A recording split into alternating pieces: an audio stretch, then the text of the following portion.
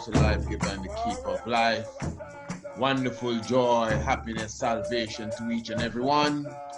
Of course, we'd like to welcome you into the Tiger's Nest.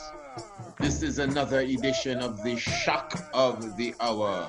Of course, you know, this is a nightly radio program that comes to you every Monday, Tuesday, Wednesday, and Thursday evening. You come and you join us right here, where we go into another level and take this thing to a different heights. Information, inspiration, whether it be historical, whether it be philosophical, theological, whether we deal with social and domestic levels, geopolitics, you know, this is the place to get it. This is the Mystic Vibrations Shock of the Hour. I triumph, if you abide with me, Marcus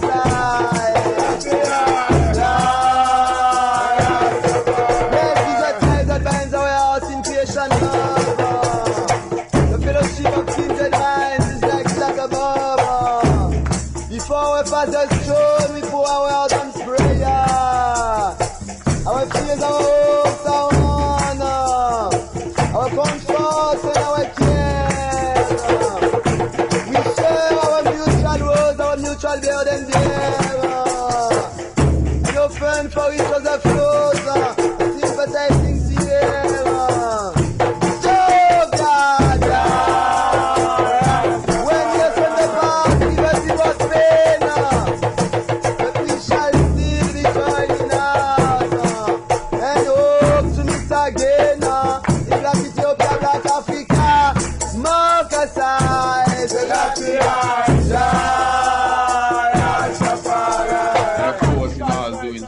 We glorify Emperor Haile Selassie I. Give thanks to the Father and Mother of Creation, 1930, 2nd of November, the Negus crowned with the Empress. So we definitely give thanks for the creational order. Let us make man, the creational order of male and female. It is only natural, the creational order of him and her. Once again, we definitely welcome you to another edition of the Mystic Vibrations Shock of the Hour. And of course, we would always say, if you are not a subscriber to the Shock of the Hour, we will definitely encourage you to do that. That means that you will get the radio program each and every day after we have finished the broadcast or completed the broadcast, and you know the program has been recorded and has been secured. We would send the program straight to you. You get it right in your inbox. You get it straight in your email each and every day after the program is done. And so you would have your own library, your own archives of the nightly program, the Shock of the Hour. So we give thanks for your presence this evening, a wonderful evening, I must say. And we have a wonderful program for you as we usually do. I wanted to take the time tonight to somewhat kind of touch upon a few things as it relates to His Imperial Majesty Emperor Haile Selassie I. And you know for sure the Earth Day of the King of Kings, the 23rd of July, 2020, marked the 128th anniversary of the Emperor Haile Selassie I. And I will say that, you know, we did 2 programs directly dealing with the reality of Haile Selassie. And when I say the reality, the reason why I brought it up on that level is because we have different ideas of the King of Kings. I mean, people have different ideas of different people, you know, whoever they may be, whether they're historical characters, whether it's your best friend, whether it's your mother or your father. You know, there's a real them, and then there's the idea you have of them, you know, the way you perceive them. And Haile Selassie I, especially through his divinity, he's seen in religious outlooks, theological outlooks, geopolitical outlooks, and some of these geopolitical outlooks are definitely wrong as well. So it's not just taking him out of the quote-unquote God level, and let's just look at him on the human level. Even on the so-called human level, he is definitely misunderstood for sure. And that is why we, you know, did those programs specifically highlighting the reality of the Negus. And we also did a program before, Haile Selassie the Human, somewhat along the same level. But what I wanted to do tonight is to highlight an interview that the king did, the Negus, Haile Selassie, in 1963 in the United States of America, the Meet the Press interview. I'm sure you are well familiar with the Meet the Press interview. And a few questions that stood out. I mean, I'm not going to go into the full interview, but a few questions stood out. Just the questions. I'm not even talking about the answers given to the questions, but just the question. And when you sit on the questions and you try to figure out how is it that they could ask Haile Selassie these questions, it says a lot about him, the type of questions he received. So we're going to get to the questions, at least the ones that we are highlighting, just to show you exactly where we are coming from on that level. And then now there is a interview done by this gentleman who said he had an encounter with the emperor while, you know, in Ethiopia sometime. And he visited the emperor in his office. According to this fella here, he has a son who is 6 years old. The impression I got is that his son was not with him at the time when he visited the emperor. But somehow his son miraculously drew a picture of the emperor to the point that certain details of the picture, specifically his eyes, the emperor's eyes, were exactly like the emperor he saw when he saw the picture. This is what the man is saying.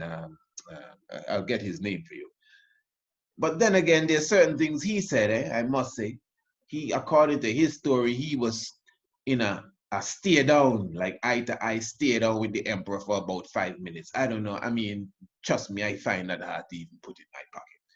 Talking about he looking in the emperor eye and the emperor looking back at him for 5 minutes, just watching one another. But anyway, when we get there, I mean, those of you who have studied the Negus, I mean, those who do not know may say, well, maybe, yeah, but trust me, when you study the Negus, and I don't mean that you really cannot look in the emperor's eye for so long, you know, but I mean, the emperor ain't got no time to play with nobody, to be sitting down and looking in nobody's eye for 5 minutes, like to see who blinked first or whatever it is. But anyway, when we get there, we will get there, and I'm sure you will find it quite interesting. All right, so what else do we have on the table here? All right, bam, bam, bam. Oh yes, before we go into that, there are a few things I would want to show you, but let me just do something first here. And since we're speaking of, while I look for this, since we're speaking of, you know, the reality of the emperor as well, just like to even bless up the man, Ras Daniel, um, who is a part of the new faculty of Rastafari. I'm sure many of ones would know that. There are different groups out there right now. Let me just say that. There are different groups for a while now of individuals who have always wanted to you know, create a sort of umbrella unity around Rastafari. I've been a part of these movements. You know, in Trinidad, I know they have the One Mansion movement or something of the sort. All over, anywhere you go, you find Rastafari, especially those who are not too happy with the status quo. And then you find those who are not connected, especially those who are not connected with any direct group within Rastafari, like you have, you know, the Bobo Shanti, you have the Naya Bingi, and you have the 12 tribe, and whatever else you have. You have a lot of things, the Beta Selassie, the Judah Coptic. Sometimes we just leave out them little groups there. You have, some say Orthodox, but, well, okay, the Coptic Rastas, I have a few of them still. You know, but Orthodox is Orthodox, and to me, Orthodox is not Rasta. You know, Orthodox, if it's the Ethiopian Orthodox Church you're talking. But the thing is, my outlook of Rastafari, me personally, it is a divine thing. It is a divine thing, number one. And this is just my outlook. To me, a Rastafari is an individual who has accepted the divinity of Haile Selassie. And the statement stops there. It's not broader than that. Obviously, it can become more complex, but that's it. You don't even have to ask, but if not, that's it. An individual that has accepted the divinity of Haile Selassie I. So if you notice, I didn't say anything about what you eat. I didn't say anything about the style of your hair. I didn't say anything, about anything really, what you wear. I just said that you are an individual that accept the divinity of Haile Selassie the first. And the divinity, that's another thing. I didn't say that he's the Almighty God. I didn't say that he is the Son of God. I didn't say that he is the return of Christ. Archangel Michael, because you have a heap of things there. All I said, he's divine. Once you have accepted the divinity, and when I say accept, accept in a manner of reverence and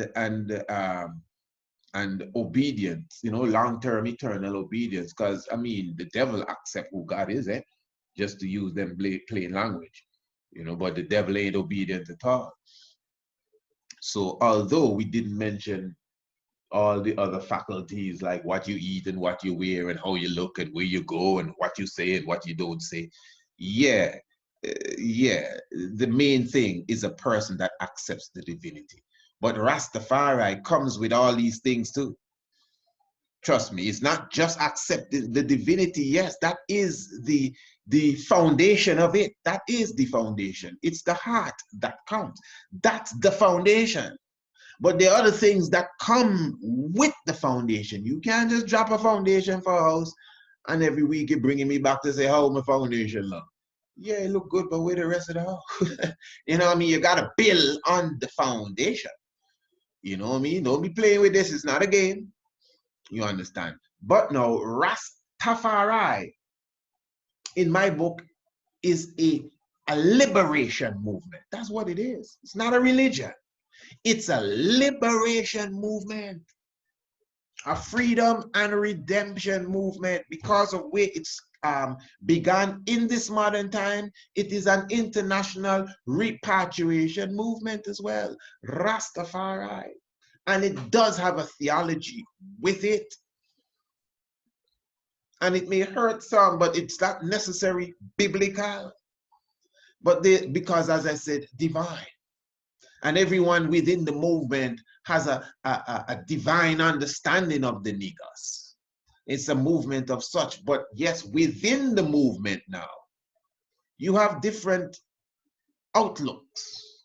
And some of it is religious, some theological, some stress on the nutritional aspect, some dedicate themselves to the culture, the African culture, and some very churchical and biblical, and some very groundational, earthy, and some very cosmic and intellect. You find all of that within the whole makeup structure, some neat and clean, and some wash at night and wash it. Believe me, Rastafari is extremely complex and it's beautiful. I love it. I don't see what's the problem. You understand? Now, you know me. Theologically, I'm very firm. You see, I don't come to fight nobody ways. Even if you're not Rastafari, you hear me fighting anybody, I don't come to trouble people. If you have a theology, even if it's a religion, and from my perspective, it has a beautiful outlook and the colors and the sound, I would delight in that. That's just you if that's what you're into. But I stand very firm on my ground as a member of the Ethiopia Africa Black International Congress, first and foremost. I don't care what nobody say. First and foremost, I'm not watering it and carrying it to the side and say, well, that's where I be, but I can put that aside. No way. Put what aside? You better accept me for who I am, or don't accept me at all. Because me personally, I'm going to accept you for who you are and where you are, as far as we can work together. You understand? So that whole science there is really bringing us back to our original state. In fact, I think I could say it, I'm looking forward to having an interview with Brother Prophet Greg. Not Prophet Greg, is it Prophet Greg? No, I think it's Priest Dougie. I always mixing up Prophet Greg and Priest Dougie. I do not know why. But Priest Dougie, yes, I should be having I think I could say that with all respect, you know. Um, I hope it materializes myself with Priest Dougie. He's a member of the new faculty group, and you will be hearing much more about them in the future. And I hope that we can utilize even our platform on the YouTube as well, specifically to give a word to the nation and let them understand what developments are taking place in different parts of different angles within Rastafari, you know. And let me say to all, you know, that this platform is open, especially I would say to those within Rastafari who think that there is a specific message that needs to get out, even if it's contrary to mine. I would love to hear some of that. Believe me, because everybody seems to like to run and hide. I would love to hear some contrary, so don't be afraid. You know what I mean? You may teach me a thing or two. Of course, we're gonna, you know, vet it before we put it out. We want to hear what you say behind the scenes first. We ain't coming to make no confusion in the public. Straight up. You understand? So don't be afraid to reach out to me. You know, those who, you know, from whatever organization, or you doing something special for a special time, or you have some special event, or you have this regular Zoom meeting going on every Thursday night or Friday night or whatever, and you want people to join in and just come and we can talk about it and let the people know what you're doing. I am open for that, you know. So you could definitely contact me. You know how to contact me email-wise, priestisaac27@gmail.com, and we can do it. It's all about unity. It's all about strengthening each other in righteousness of salvation. I never thought that any one person or anyone this or anyone that, you know what I mean, had all the answers. I think that we are mature enough to comprehend that we can learn from each other. All right. That's enough of that. Let's get into the program, man. We got a lot to touch upon tonight. The shock of the hour. See, brothers and sisters, you're not going to straighten up on any word from me. Just the better ones of you. You're not going to hear no warning. No. Bush is not going to straighten up.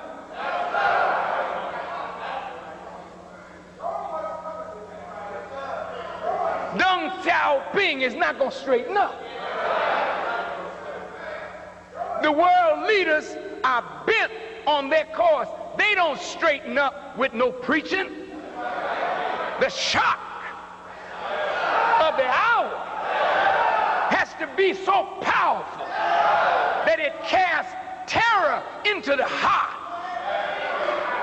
Make you drop to your knees like the oxen that is being laid under burden. Force you to pray to whatever God you think you know. Make you call him. Keep messing with you to see you smile. They say a cup of laughter can heal. When your feelings are down inside, try make the best of each moment in time. The shock of the hour.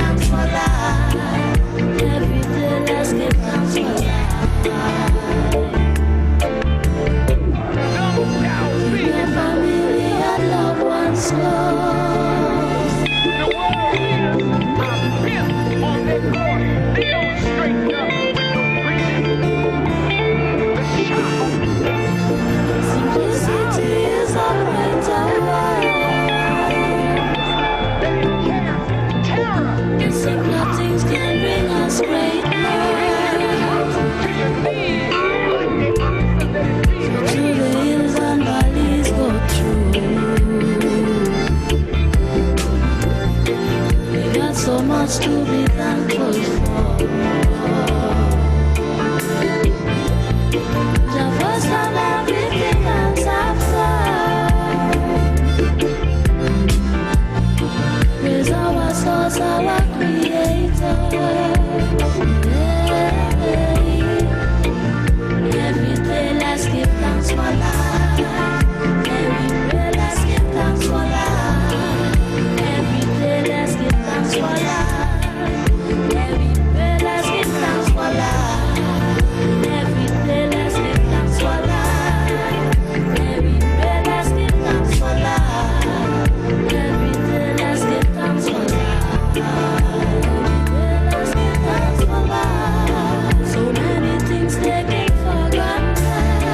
How many take their life for granted? So many things taken for granted. How many take their life for granted? People taken for granted. How many take their life for granted? So many things taken for granted. How many take their life for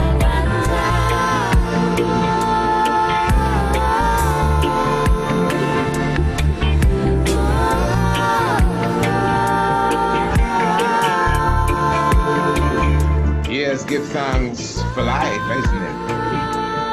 And once again, you're definitely with us here, just holding a meditation. We're in the nest. This is the tiger's nest. Yeah, this is how it's done.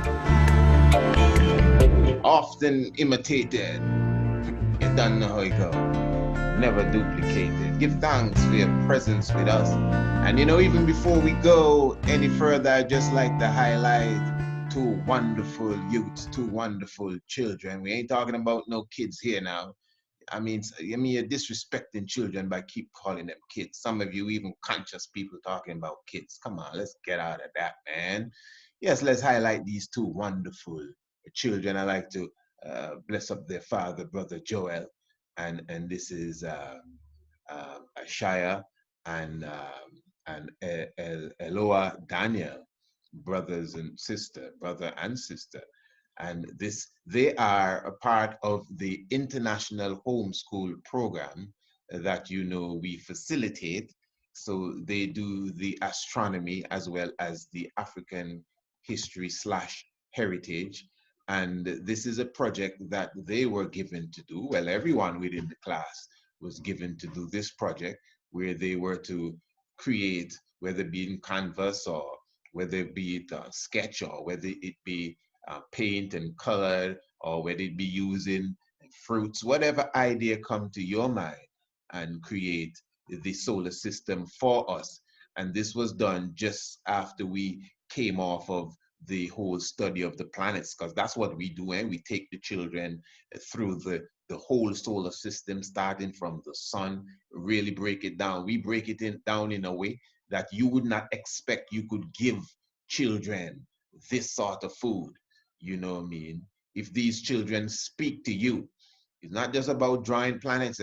If these children come and speak to you, and I'm not, I'm not putting like myself on no level, but just in the same way you hear my children speak, you'll be surprised a 4-year-old will be breaking down that the sun is made of helium and hydrogen.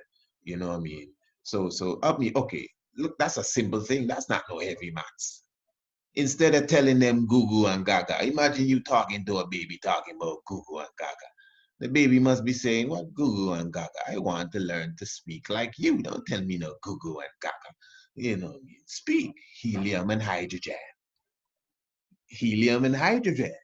You know what I mean? Lithium and phosphorus and uranium. And give me something else on the periodic table, man. They're somewhere around, and carbon, tongues, and what else? Neon. Yes, nitrogen. You see, yes. So the point is, you could start a child on that level. You don't have to start with Bugs Bunny. You see, that's the problem.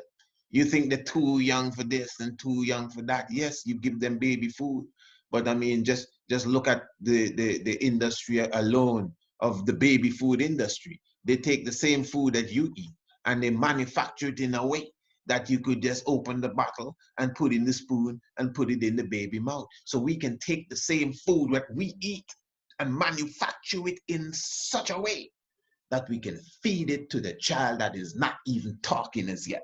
So let me just say to Ashia and Eloha Daniel, I hope I pronounced the name right, don't feel no way, thank you for the wonderful works, and we are looking forward to continuing our astronomy class. They brought in some wonderful things for the African history and heritage as well. Maybe some other time we'll touch upon that. So we're thankful for what they have done, and we are blessing them.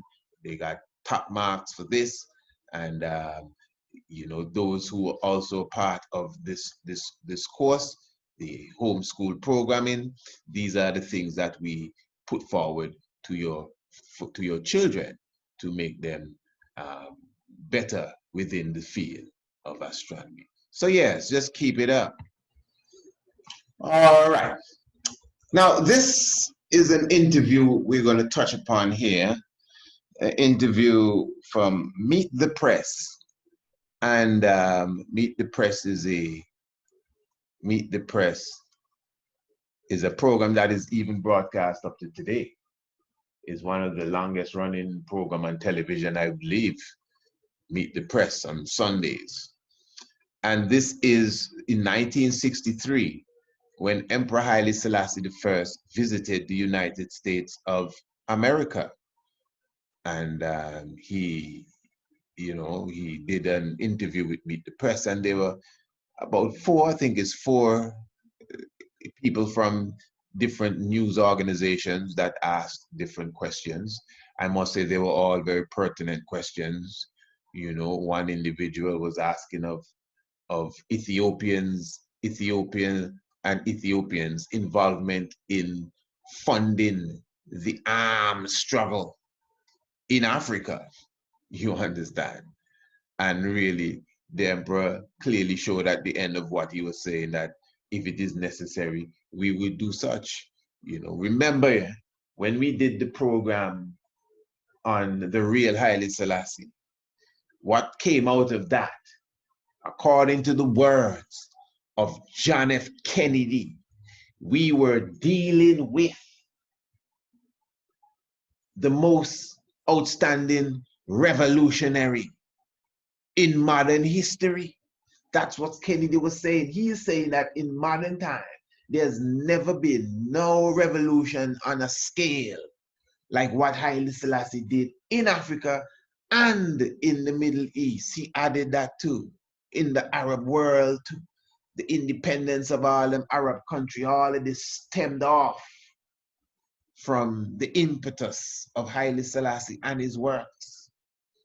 From even the time putting Ethiopia in the League of Nations, even before he was emperor, securing Ethiopia's independence when Mussolini came in, and then championing the cause of liberating the African states from Togo and Ghana coming up the line, Uganda and Kenya, Tanzania coming up the line, down to the Caribbean, carried so far beyond where we belong, and again into the Middle East and anybody else that busting independence, India and China. You got to bow to the King of Kings. Kennedy understood that. Chairman Mao understood that.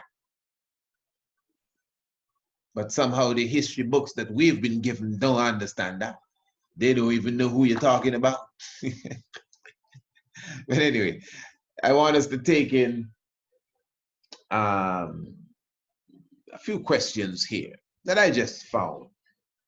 And when I say found, I didn't just find it lately. I mean, we've been watching this interview from a while now, decade plus, when we discovered it. And we always found that some of these questions were very outstanding. Let's just check this one. Human strategy is the most important means of influencing human beings. Your Majesty, in view of the African drive against colonialism and South African racism, what is the place the white man will have in Africa?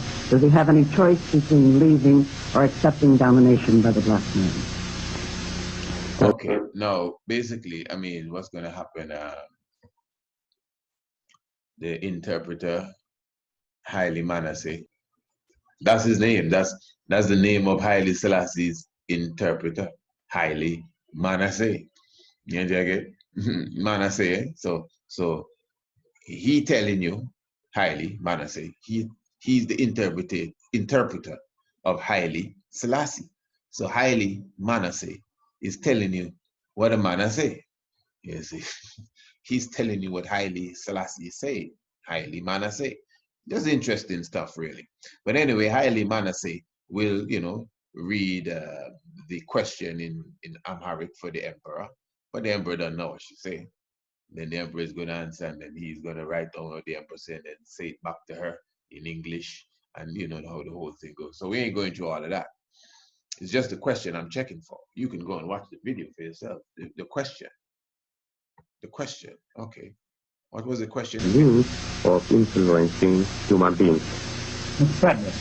Your Majesty, in view of the African drive against colonialism and South African racism. So, Your Majesty, due to the African drive against colonialism and racism, this is Miss Frederick from, I think, MBCRC. Of influencing human beings. Your Majesty, in view of the African drive against colonialism and South African racism. So the African drive against colonialism and South African racism. This is 1963, eh? This is the same time Kennedy was saying, a few months ago, yes, the conference in the capital city of Ethiopia, Addis Ababa. That conference was the Organization of African Unity Conference, the 23rd to the 25th day of May. This is where we get African Liberation Day. These people are so sick. Do you know they take the liberation off of that now? It's Africa Day, they call it. Eh? These people do their best to try and wipe the king out of the history, but not while I around, trust me. And I don't care who with me or who not with me. They're not gonna do that when it comes to Haile Selassie. It's just disgusting. Everybody's so conscious now. Talking about put on your dashiki on that day and dress African. Shame on you. What happened to the rest of the days? Shame on you. So now it's Africa Day. It's African Liberation Day. Don't try to wipe it out. And don't tell me that's not what they're doing. You don't know how the thing going. For years, it took them years to even acknowledge the emperor within the Organization of African Unity and the modern day African Union. And I don't even think it has officially been, a case where they acknowledge him properly. They quicker put up a statue of Kwame Nkrumah. We ain't got no problem with the great Nkrumah at all. But Kwame Nkrumah is right here with me saying the same thing. He's saying, wait, how you put up a statue of me? What happened to the Negus? That's what Kwame Nkrumah is saying. So don't make it look like we're dissing Nkrumah. As far as Nkrumah see it, you're dissing him. H-I-M, him, and him, Nkrumah. So the point is that where we try to go around the emperor and pretend as if we don't see. She's asking now. This is the big journalist from NBC, and she's asking, or CBS, one of them, but she's asking, she's on Meet the Press. In the light of what you're doing in Africa, all of these countries we see being freed up. You just had a conference a few months ago in the African Hall, Addis Ababa, where all the free nations in Africa came together after hundreds of years of slavery and colonialism, being ruled by Germany, Britain, France, Spain, even Italy. And now you have emerged an independent people. You're coming together. You're using your own resources to the point now that the world has to acknowledge you. Kennedy have to let the world know that this is the greatest revolutionary that we have around right now. So she wants to know, in the light of African liberation and the fight against colonialism and racism in South Africa, what is the place the white man will have in Africa? Does he have any choice between leaving or accepting domination by the black man? what choice does the white man have in Africa? Does he have to leave? Or can he stay and accept domination by Frederick. Your Majesty, in view of the African drive against colonialism and South African racism, what is the place the white man will have in Africa? Does he have any choice between leaving or accepting domination by the black man? What is the place that the white man will have in Africa?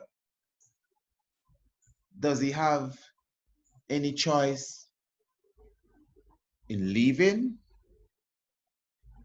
or accepting domination from the black man?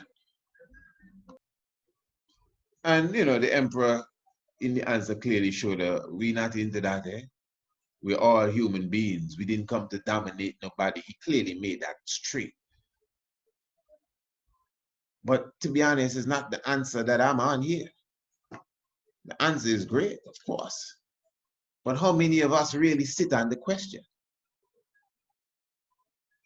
They should fire Miss Frederick. Huh? Why? How dare she ask the emperor what's the place the white men will have? If I mean the emperor, how would he know that? What power does he have that he could tell you if the white men have to leave? You know how much white people in Africa? If the white men have to leave, or do they stay and accept domination from the black man? And when I said they should fire her, I was just being sarcastic for those who missed that. My main point is to show you, just think about it. The question, she would never ask that question unless she already had some sort of understanding that this man that I'm going to sit down in front of is the king of Africa. This is the man that runs things in Africa, whichever country you call. Here, South Africa, she said, man. South Africa. You don't understand that at that time, well, maybe not you, don't be offended, but at that time, the world understood that Haile Selassie was the king of Africa. And it's a shame on some of our old people who were in their right frame of mind in 1963. Some of them even watched the same Meet the Press. Some of them ain't got no excuse. Some of us who may not have lived in that time may not be able to judge the frequency and the energy of that time. And even though the propaganda was strong, we still knew that Haile Selassie was the man that ran Africa. Not just ran it and rule it, and no, to the point that she now, a well-qualified journalist from a top news agency, top media group, is going to ask the King of Kings of Ethiopia if white people have to come out of Africa, or will they be able to stay, albeit under the domination of the black man? Emperor Haile Selassie, please answer me this. And I'm saying she would not ask him that if she already, unless she already understood that he is the man to answer that. There ain't no African leader today you could ask that.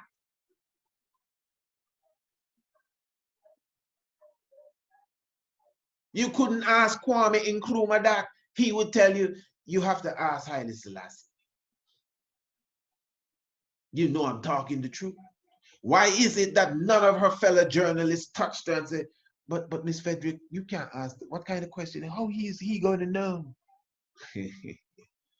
That's a superhuman being amongst us there. Them kind of powers don't exist today. And even in that time, none of the other African leaders, none of them, Jomo Kenyatta could not answer that. He was in no authority. None of them could have answered that question.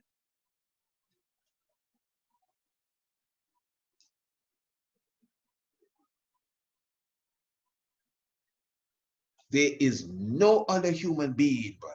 I'm telling you. I don't care. I ain't no long conversation with nobody that you can come and try to compare with my niggas and history itself. Prove that. Hear what else Miss Frederick say. Your Majesty, in the 16th year of the League of Nations, you accurately prophesied its fate. In the 16th year, The League of Nations, in the 16th year of the League of Nations, you accurately prophesied its fate.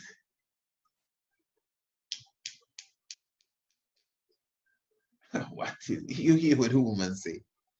The woman say that the man is a prophet amongst prophets. There's a great prophet amongst us. All of that what she just said. She already asked him, if we have to leave, can I catch a plane and still come to Africa? My Lord, can I come in? And if I come in, do I have to bow and kiss the feet of the black people? I'll do it if I have to. Man, all of that isn't what she said to me. And everybody watching and listening for the answer. And that's the state of affairs in 1963. You think you can stop me from praising Haile Selassie? Me warn you. Now she telling the king that in the 60s, no Bible pull here yet, you know? Oh, in the 16th year of the League of Dead People, you accurately prophesied its death, its doom, its destruction. United Nations is in its 18th year. The United Nations is now in its 18th year. Give us the next prophecy. What do you see for its future and why? What do you see for its future and why? Okay, you could ask anybody that. The United Nations, because that's the question. The United Nations is now in its 18th year, pardon me. What do you see for its future and why?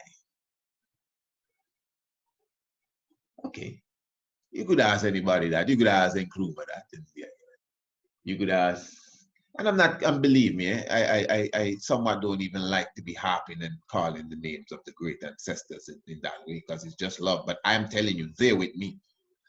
They are with me, and they themselves are not pleased in the way that we are treating the living king. Haile Selassie ain't no ancestor, no man. When we libation in, you know, Ashe no business, you know, talk about Haile Selassie, Ashe, keep that to yourself. Give thanks with the respect, but no, man, on a different level here. But the ancestors are saying, yeah, man, you're right. Let them know. Hear what she said. She can't say this about nobody else. You accurately prophesied the doom or the fate of the League of Nations in its 16th year.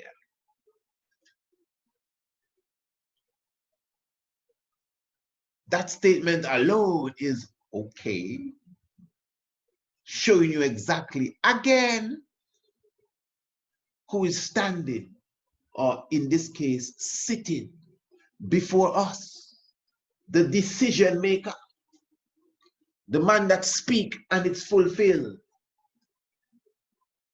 And let's bring in, usher in the Bible now.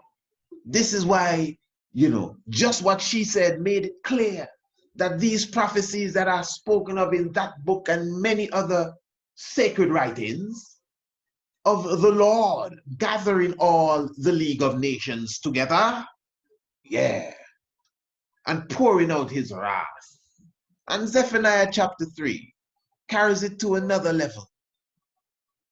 Because he shall speak unto them in a pure language, which the emperor did speak to the League of Nations in a pure language. From beyond the rivers of Ethiopia. I mean, I don't know how clear you can get. Crystal, anybody that tried to deny that, man, they should carry you to the gallows one time. You shouldn't even be around here. Nobody can sleep in the same room with you. You are a turncoat. You will kill people. You mean to say you read that scripture there where he said, I shall gather all nations together to pour out my wrath? And hear this, I'm going to speak to them in a pure language. Where did the language come from? From beyond the rivers of Ethiopia. Oh, hold on, let me explain this. My suppliant, that means the people who I plead for. The daughter of my dispersed, that means the people that are scattered abroad. All of this is history. A pure language, he spoke to them in Amharic. And just to add icing to the cake, never before did anyone come and speak to the League of Nations in a language that was not a protocol language, like the European languages. That's why he began in French, telling them he gonna speak in a language from beyond the rivers of Ethiopia. And he did. The Lord, and to put the cherry on the cake now, is the only head of state that has spoken to the League of Nations. And somebody said, and the United Nations, he's the only head to speak to the both. I know, we know that. We know. But many heads have spoken to the United Nations. There's only one head that has ever spoke to the League of Nations. Brothers, listen, man. I tell you straight. I use it, but the term God is not at the top of my vocab. Believe me, for many reasons. But just to be clear in language, you can't deny that Haile Selassie is the God. Yeah, man. Everything clear as crystal. Now, Mr. Albert Maisles, if that's the true pronunciation, pardon me. He is a what you'd call a cinematographer. Yes, that's the right term.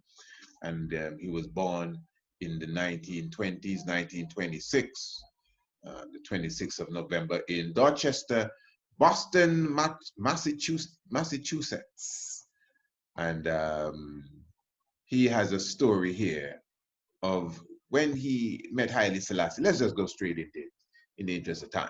So in this trip to Africa, the purpose was to make a film of the Undersecretary of State for African Affairs, newly appointed with the JFK administration, which had just come in. The idea was to follow him around as he went from one country to another, learning directly just what's all about in each country. So we were to start out in Ethiopia, and I arrived a week or so early in Ethiopia. And somehow, I don't know how it was, I got an appointment to see the top guy there. And so I entered his office. On the floor was a rug with an enormous Star of David. So he got an interview to meet the top guy. Yeah. The top guy there. And so I entered his office. On the floor was a rug with an enormous Star of David. And then as I passed this rug, I came to his desk, and there was this little guy sitting behind the desk with a military cap on and a chest covered with ribbons and medals and so forth. And we just stared at each other. This went on, I don't know, for at least 5 minutes. No, you hear that? No. So he said he come and he meet Haile Selassie sitting behind his desk. Now, listen. I'm not denying, of course I ain't gonna jump and deny it. And this is supposedly a person that is respected. This is coming from something entitled Life Stories of Remarkable People. So I don't expect this remarkable person to be lying to me. But for those of us who really study the King, I mean, that's what it means to have a personal relationship with your God. We study the King so much, right, that I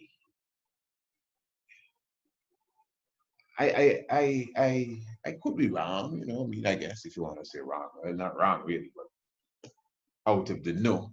But I never see the emperor, or can picture the emperor behind his desk with his military cap on his head. Any one of you that is real ras, that study the King, would feel my energy with that.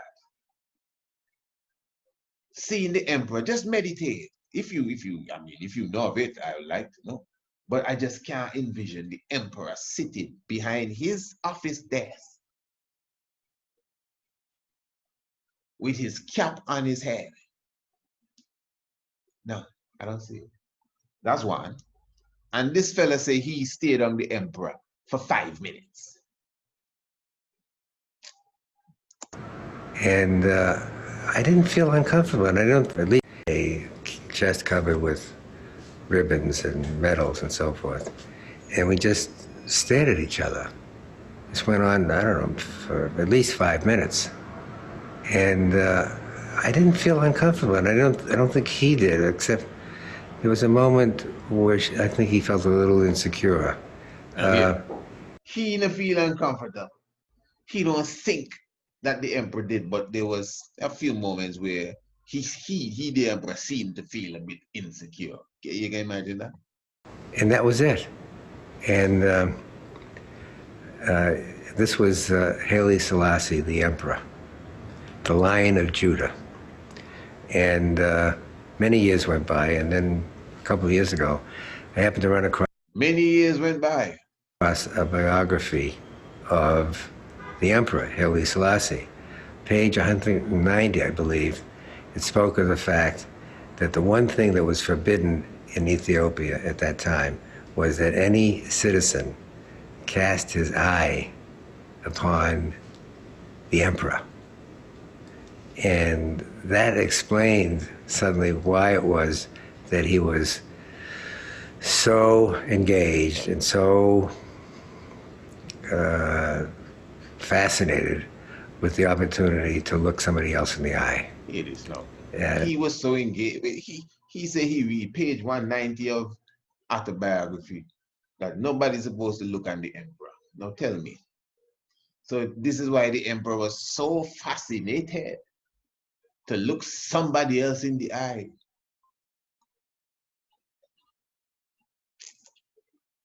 Boy, I'll tell you, boy, propaganda is a deadly thing, man.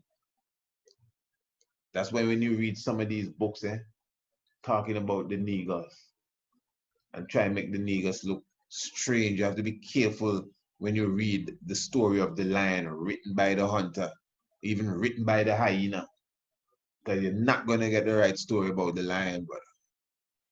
This is a hyena version here. Talking about the emperor was so glad to meet somebody he can look on. What's wrong with this fella here? Talking about the emperor had cap behind. Look, don't play around with us. We don't ramp with liars, eh? Better get your story right. Don't lie to us. If it's one thing we don't play with, do not come tell us no lie. Listen. Yeah, man. Because that alone don't even sound right. The emperor have on his hat behind his desk. I never vibes that. And be looking in your eyes. Remember, I studied the emperor. For those who don't know and can't get it, I know some say, well, maybe the man had on his hat. Those who study the emperor know what I say. Straight up. All right. Looking in his eye for 5 minutes. And then he now talking about, well, you know what I mean, you're not supposed to look at the emperor and look at this. We know Michael Rose done sing it in I Love Haile Selassie. I love King Selassie. He's the only man in flesh that you can't look in the eye. Yeah, that's different. You understand? And And enough ones to the gaze on the emperor and they have to look down. But look at all the documentaries of the emperor. How many everybody look at the emperor? You mean you can't look on the emperor? What we talking about? And the emperor look at everybody and look in the eyes and greet them and talk to them all over the world. The emperor is a frequent traveler. Where he trying to make it sound like the man is a lonely man and so glad to see him. To be looking in his eyes. And every now and then he felt a bit insecure. Boss. Because he could do that because I was from another country. And then in those intervening years, my son, who's now 26, and who was at that time 6 years old, he came home one day with a pastel, a drawing. It suddenly I recognized as abstract. So his son, 6 years old at the time, he was 26 at the time of him talking this talk here, so that would be 20 years after. So his son came home with a drawing. Abstract as the face was, it had a crown made of the Star of David, a man with a beard, little shoulders, indicating that he was kind of small, right, and vulnerable, and with a look in those eyes, which was exactly and only precisely the look that Haile Selassie gave me. So he's saying now, he's saying that his son now brought home a picture. Son never see the king. The son was 6 years old.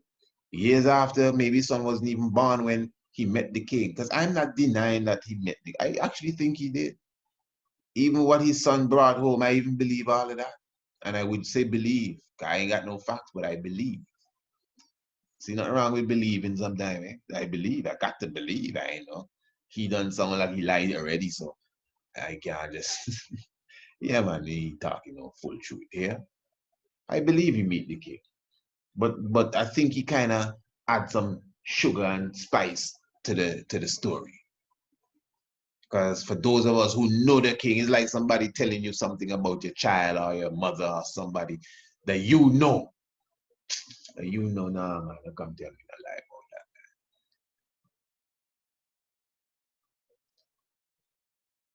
man. And yeah, I believe he do look into the eyes of eternity.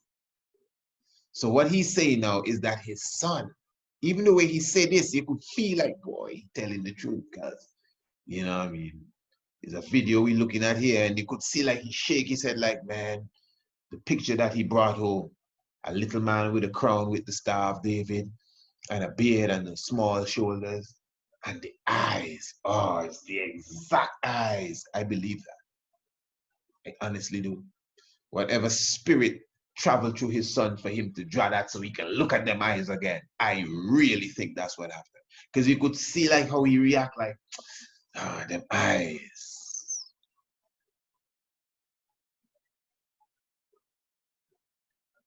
Yeah. But I believe he walk in the king office. He just walk in the king office like, remember the king talking about insecure. No security was in there. You just walk in and be looking in the king of eyes and interpret it there, and everybody just watching you, and like when they're staring down, gonna stop and get the police or whatever the case is, that just don't make no sense. And the king don't wear no cap behind his desk. That is for sure. That is positive. Any which way you turn about it, you know. But the vibes with the eyes, that's a reality. And I had to bring it this way. I you know, especially for those of you who are students and scholars of this listening to the honorable priest, we have to make sure the information comes out properly. Maybe you've seen this video and you ran with it. Now scrutinize it properly, man, and get the fullness thereof. So yeah, give thanks. You know, let me just remind you once again. I'm sure you are well aware Of course, our brand new book, The True Biblical Land of Israel. Let me ask you, do you already have a copy of the True Biblical, not the True Biblical Land of Israel, no, I'm talking about The Heavens Declare the Glory. That is our brand new ebook, The Heavens Declare the Glory. Of course, that is Rastafari and the Cosmos. Now remember, the book, The Heavens Declare the Glory, Rastafari and the Cosmos. At this moment, we still have the special that is taking place, where when you actually order the book, The Heavens Declare the Glory, you actually get the, there is a special where you could get The Heavens Declare the Glory, plus The True Biblical Land of Israel, plus Anu Ancient and Modern. And that package is a $50 package, meaning that the books themselves, they're only $20. Each book is only $20, United States currency. Of course, these are must-read books, a very good read, I must, if I do say so myself.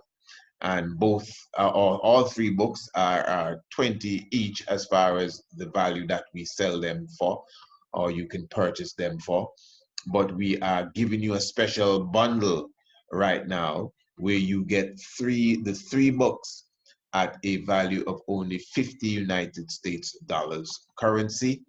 And all you have to do is contact us, email priestisaac27@gmail.com, and we'll definitely send you all three books. And listen to this, it ain't done.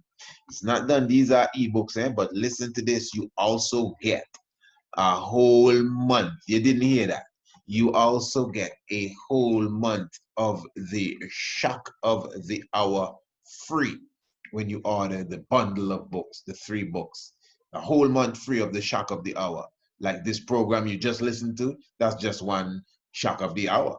But you get a whole week's Shock of the Hour, 4 whole strongs, a whole month worth of the Shock of the Hour for no charge whatsoever if you take the bundle of the three books. And also, let me say, these books, you could also get them on Amazon. You have the Anu, Ancient and Modern, on Amazon. You have the True Biblical Land of Israel also on Amazon. You have Anu, Ancient and Modern also on Amazon. But let me just say, not discouraging you from the Amazon, but you can't get the bundle on Amazon, and Amazon is not going to give you no free Shock of the Hour, I must say for sure. But of course, if you prefer the Amazon way, some of us seem to prefer to go into the Amazon jungle to get what we want. But I'm telling you, you can email me. You could email your brother. Everybody have to eat, including Amazon. But when you get the book from me, I ain't got to give Amazon a thing. But it's just up to you. I'm just letting you know. Yeah, definitely. priestisaac27@gmail.com. That's priestisaac27@gmail.com. And you get your ebook, The Heavens Declare the Glory, Anu, Ancient and Modern. Or if you just want the Biblical Land of Israel, it's just up to you. No pressure, no rush at all. And remember, even for your children's sake, you can definitely sign them up, man, for the International Homeschool.